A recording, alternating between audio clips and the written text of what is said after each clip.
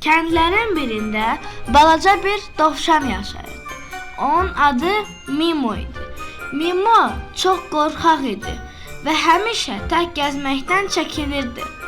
Hər gün Mimo görürdü ki, quşlar göydə sərbəst uçur, pişiklər ağaclara dırmaşır. O düşünürdü ki, kaş mən də cəsarətli olardım.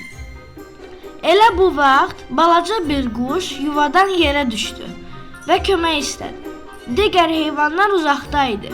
Mimo əvvəl qorxdu, amma sonra isə dedi: "Əgər kömək etməsəm, o tək qalacaq."